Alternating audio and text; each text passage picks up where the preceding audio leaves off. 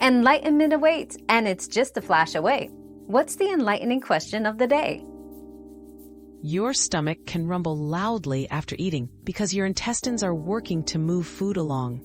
These muscle contractions create sounds called borborygmi. The noises get louder if there's gas or air swallowed while eating quickly.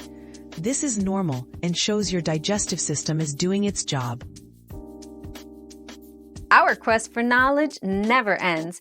Thanks for being part of today's discovery. Subscribe, like, and share to join us on the next one.